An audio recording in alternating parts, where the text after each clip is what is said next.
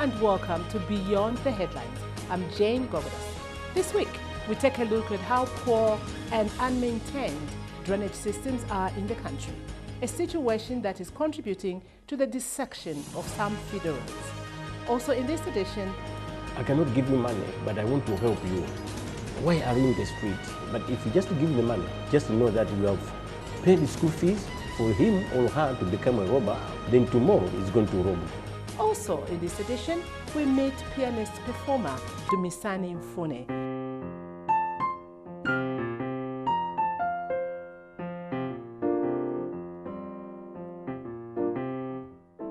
We have these and much more. Thanks for joining in, and once again, welcome. Now, road infrastructure is a vital public asset whose importance cannot be overemphasized. A good road network opens up society to essential social services such as healthcare, schools, economic activities, and so on and so forth. However, the opposite is the case when people are faced with poor road network systems. For decades, people around Sochi, Chimwankunda, and surrounding areas in Blantyre have had mobility challenges as a result of poor road infrastructure. In 2016, Blantyre City Council came to the rescue of these communities and upgraded the two roads. Unfortunately, 4 years down the line, the lifespan of the two roads is dwindling each passing year as a result of poor drainage system. The roads are slowly being damaged as gushing waters flood the roads, carrying with them all sorts of debris. Our reporter, Bernard Kankono, takes a look at some of the township roads in Blantyre which were constructed without drainage. This is Manjelimbe Road, constructed around 2016. Less than 10 years down the line, the road is in a state of dilapidation with serious and avoidable potholes. That is one of the roads constructed recently is perhaps only known to residents and the contractors.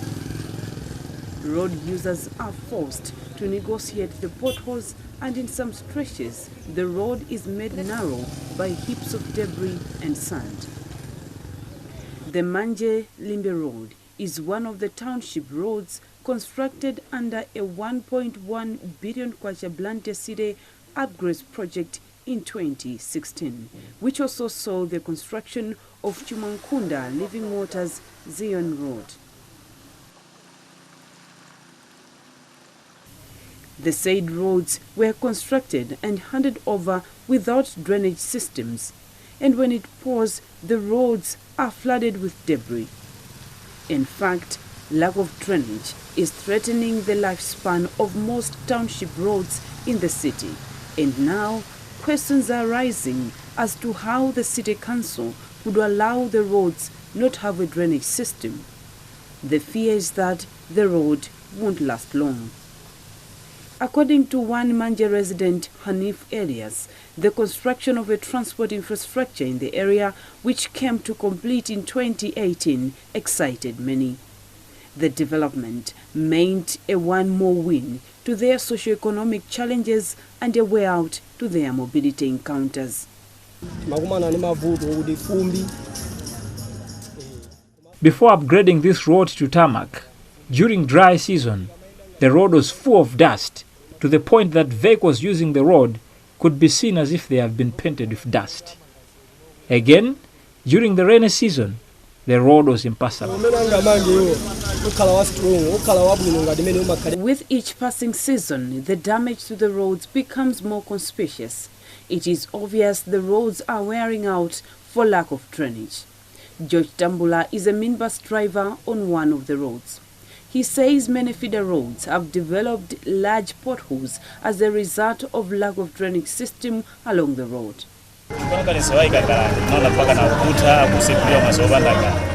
When the road was handed over to the community to start using it, we thought the contractors would come again to put a drainage system. It has been 4 years now, but there's no sign that the drainage will be put in place.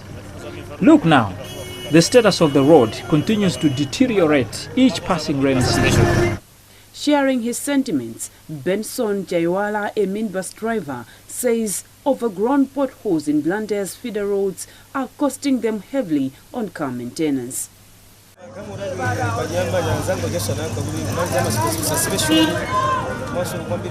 We are frequently maintaining suspension of our cars. All this because of the deep potholes. We would have loved if the city authorities would come to our rescue and put in place the drainage system. With continued heavy rains and runoffs the country continues to experience, it is certain that the country's feeder roads will continue to suffer the effect each rainy season. When contacted the Blantyre City Council to find out if the council intends to install drainage system in the feeder roads which were constructed without any, there was no immediate comment on the matter.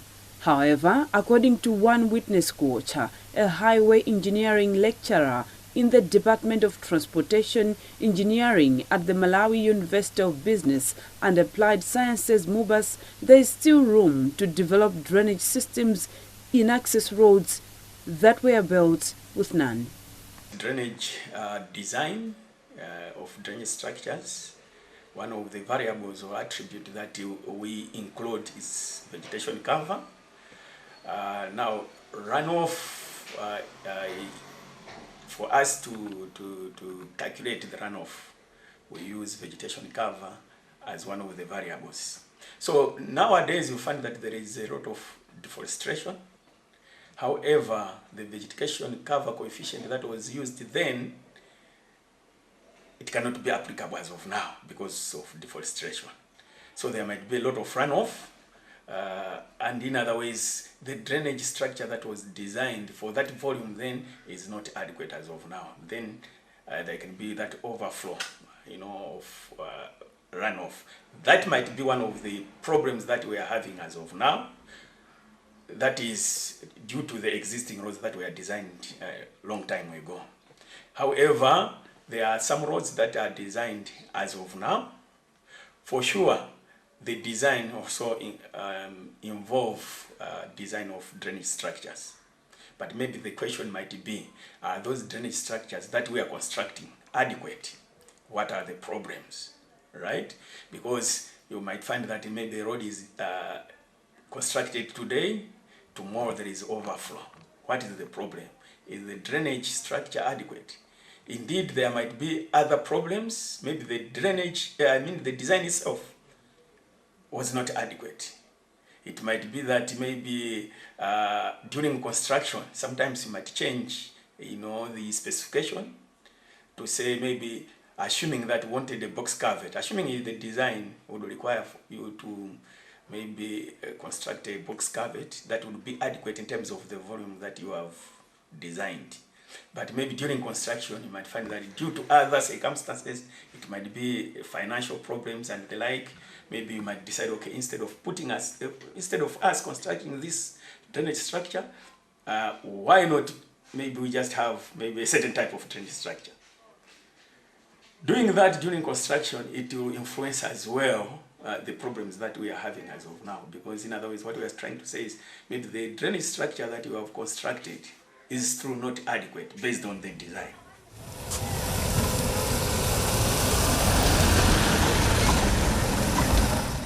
Resident feels the city would construct the drainage now and save the roads from further damage. Otherwise, they fear the damage caused on a long run will be more costly. A stitch in time saves 9, so they say. Statistics show that there are over 100 million street-connected kids worldwide. These children face high levels of violence, drug use, exploitation, and sexual abuse, but their voices never reach the top agenda for public discourse, and their needs are far from being addressed. In Malawi, the situation is not different. The number of children living and growing in the streets is increasing rapidly, exacerbated by the high cost of living, poverty, orphanhood, which has led to a new phenomenon termed as sold to the streets. In this story, our reporter Bernard Kankono exposes how some parents are selling their children to the streets for alms at the expense of their future.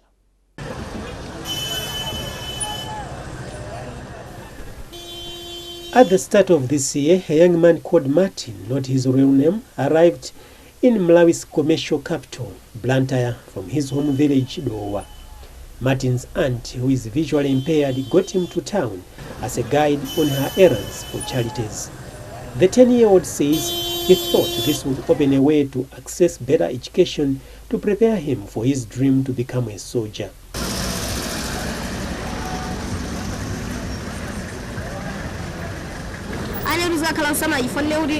I was encouraged by my parents that if I go in town without being educated, I would be arrested. So since I had been advised that in town I'll be getting good education than what I was getting in the village, I accepted to come here. In a day, Martin further claimed that her aunt and boss generates about 4,000 kwacha, with 200 kwacha for the little one's daily wage. He says some of the proceeds are sent to Martin's parents to benefit from the toil of his labor.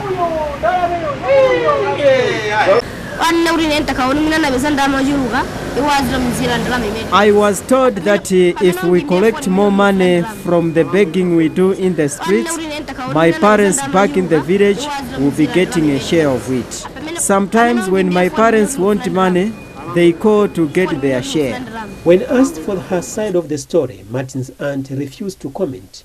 Martin's story is not an isolated incident. Records indicate that out of 1,700 street-connected kids in Blantyre, half are employed to beg or act as guides for beggars, and Stefano Joseph is District Social Welfare Officer for Blantyre. We as a district also, we are implementing reintegration efforts with the support from various stakeholders. So through that also we have been able to reintegrate a great number of children back to their respective homes. And through that reintegration, we have learned that most of the children really are coming from the districts around Chikwawa, Sanje, Cholo, Chiradzulu, and so many other districts. And basically they come to the district, to Blantyre, because maybe they are attracted to the city. But these are the things that also we need to sensitize the public to say, let's make sure that we are taking care of our children. We don't neglect our children, because this is also specified in the law. Blantyre became a UN signatory to the Convention on the Rights of the Child by becoming a child-friendly city in 1991.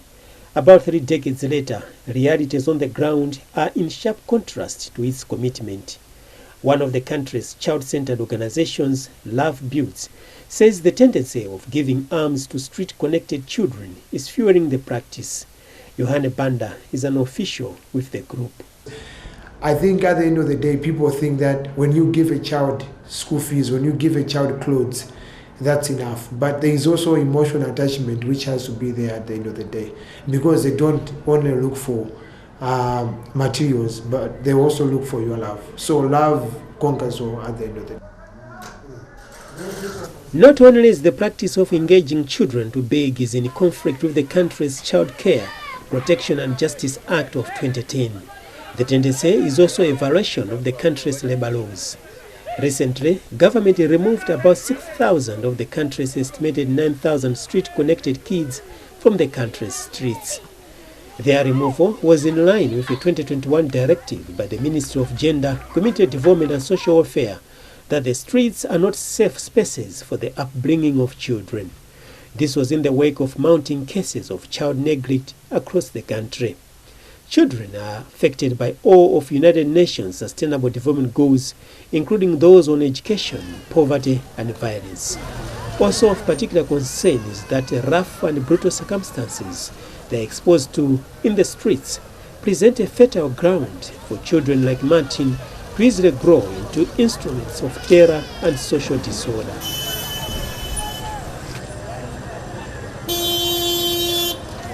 Staying with the same issue, we meet God Knows Maseko, who was once a street kid himself, but has now turned into a street kids helper.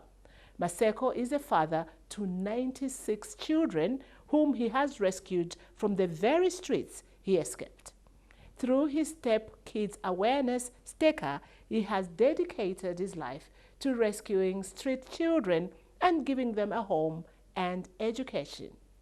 Maseko has since appealed to people of goodwill to help these children by taking them to school as opposed to giving them alms, as this, he says, is like creating a school for future robbers. Yeah, we are aware. We are in a very tricky situation, to say the truth, because now people, they take poverty as an excuse to exploit or to do bad things to anyone whom they want to do. Some of the people, they have been killed inexpensive, that is poverty. Some of the children have been sexually exploited, and some of the children, this is the story now. We hear that some children, they are sold to beg for them to benefit a lot.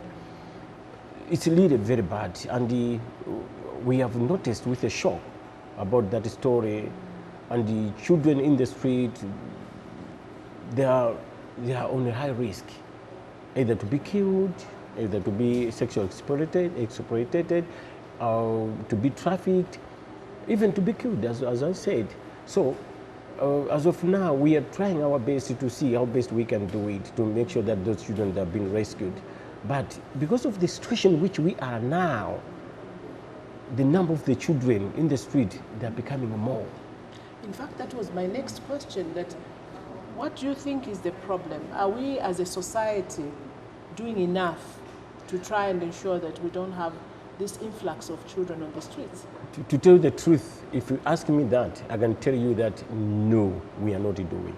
We are far below, we are far behind. And there's a lot, every Malawian have a homework for him or her to do towards these children to make sure that they're out of the street. As I said already, people, they take poverty as an excuse, of which to me is not. Of course, we have a lot of people that are not working, the cost of living is now high, but we can still do something to make sure that, because, for example, I'm a very good example. I'm staying with 96 children there.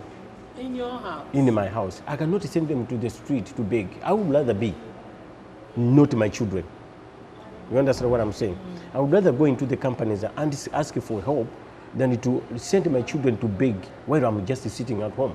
Most of the parents, they are at their home and let the children go into the street and beg to feed them. Yes.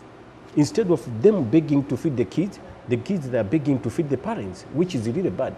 And our laws under Child Protection and Justice Act is prohibiting those things. And once those parents found they are going to answer for justice to be taken. But even though our law enforcers, we still have some other things to do. Because I've never heard that a certain parent have been sent to jail just because they failed to take responsibility towards their children.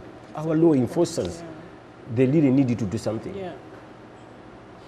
Our courts, they really needed to do something. We, the civil society, we needed to be serious about what we are doing. I don't think we are serious enough. I don't think the Minister of Gender under the Department of Social Affairs, they are not doing. They are not clicking. Because if all the stakeholders, they join hands to do this, I think some of the people, they can start knowing, hey, I think if I'm going to do this, the law is going to be on my neck. But we are not yet there.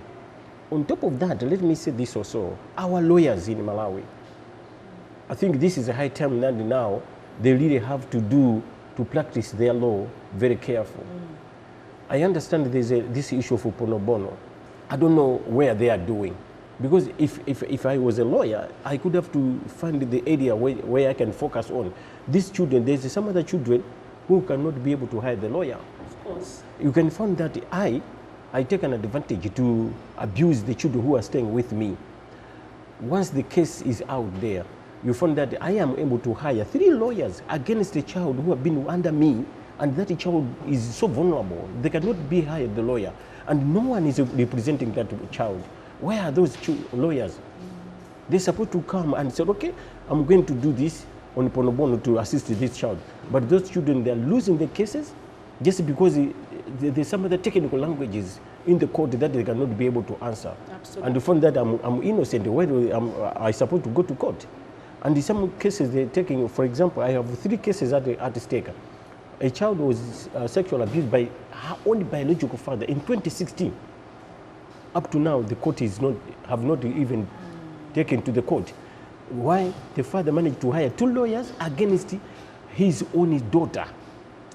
If I'm so innocent, why should I bother myself to hire the lawyer? Absolutely. The court, the magistrate, they're supposed to understand all these things. If you are innocent, why are you hiring the lawyer against your own biological child? You see? There's another case, a child was sexually abused by his stepfather in 2018. Once the case goes to, the man managed to hire the lawyers, a child no, and every time when you go to court, Adijan. And there was a time when the child went into the court, I'm no longer saying anything about this case. Whatever you decide, you can decide, but it's okay. Close the case. Why? It's out of frustration. And every time when they go to court, once they come back, I start over again because psychologically those children, they are affected. Yes.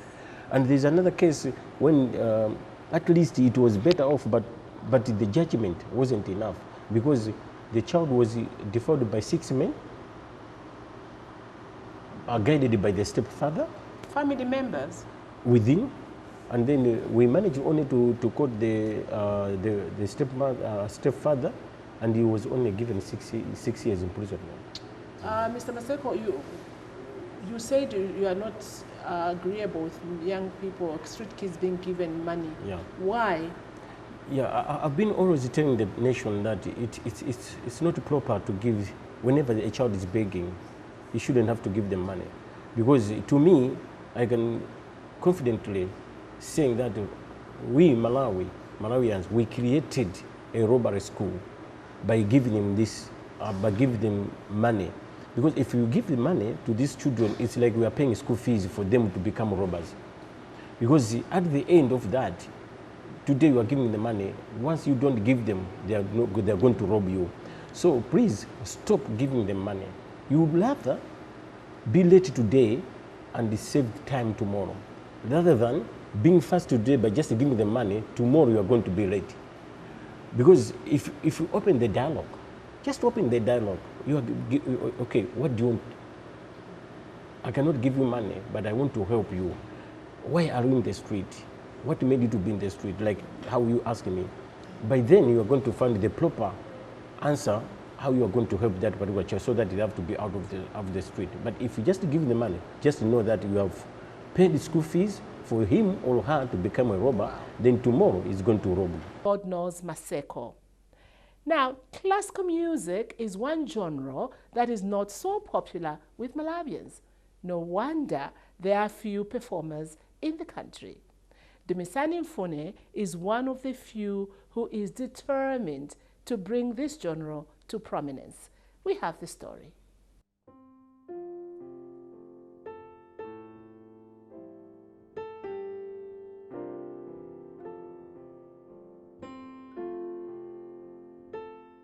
My name is Dumi Mfune. Father of 2, the husband of 1. Wonderful wife.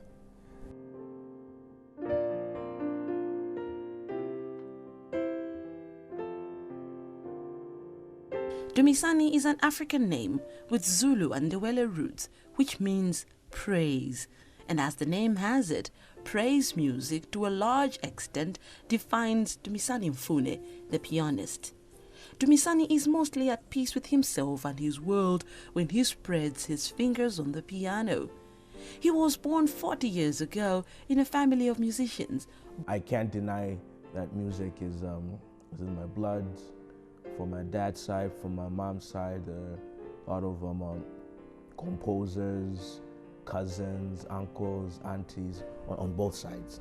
And then I see it in my girls as well. So that it's in the blood that I can't deny. And no wonder Dumisani has grown up determined to keep alive that music legacy, which is one of the distinct features defining the Mfunes. Dumisani plays a number of instruments, but it is the piano he is deeply in love with. The 40-year-old has spent years studying music, understanding the underlying theories, and of course, marrying his fingers and his mind to the keyboard, a marriage that is so solid this far.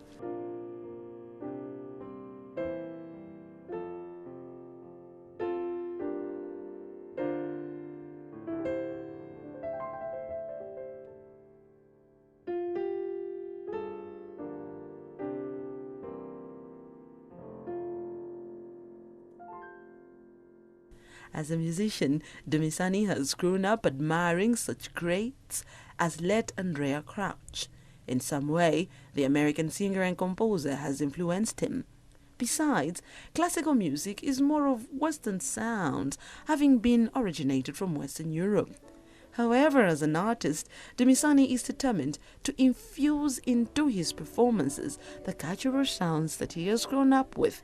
And no wonder he sees himself as a custodian of Malawi's traditional music. There's music for almost any occasion. You know, traditionally, weddings, there's a lot of music, there's a lot of dance involved. Funerals, there's music involved. And everything in between, graduation, celebration, when people are working in the fields, there's music that keeps them in sync so that that whole field is dealt with, you know, by a whole team of people. But what keeps them going, they kind of like lock into the rhythm of whatever songs it is they're doing, whether they're that creates rhythm. And then because of that natural rhythm, it's almost the next logical step is to create melodies and harmonies that go with that rhythm. In fact, there's a lot of wedding pieces I remember we'd sing at weddings growing up, but I don't hear them anymore. So this one, I don't remember the title exactly, but it goes something like this.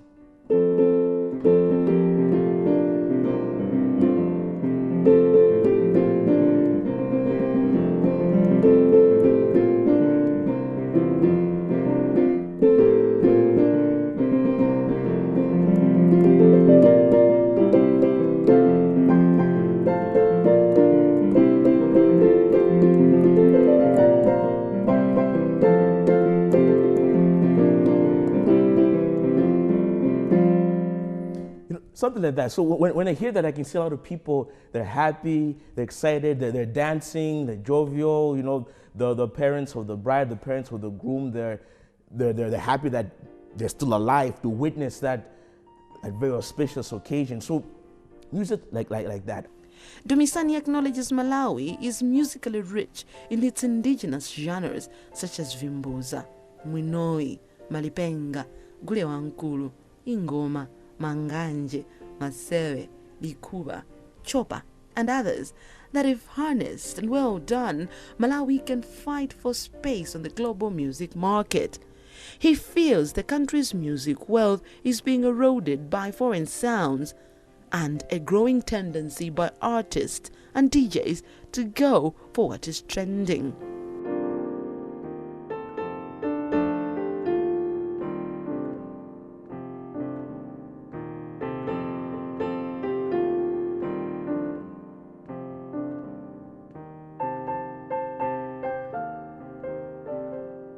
So I wouldn't say that our music is boring, but perhaps it's not what's trending.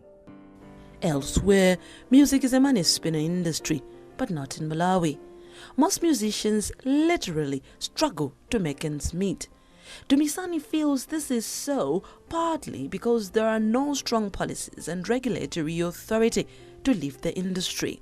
Classical music is a kind that has a small fan base in Malawi, but Dumisani is nonetheless determined to grow his name and territory. Surprisingly, Dumisani's music is yet to hit the music stores because he's still cooking.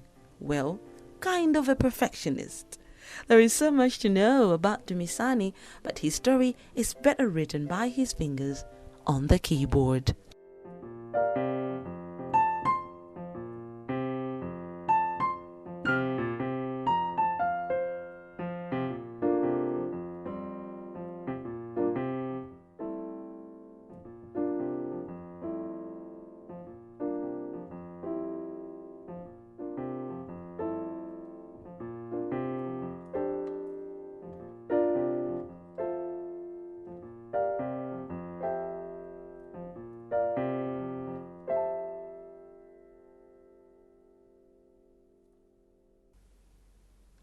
And on that musical, beautiful note, we come to the end of this edition of Beyond the Headlines. Let us know what you think about any of our stories that we featured. Leave your comments on NBC Facebook page. I'm Jane Gogodas, and be there again next week.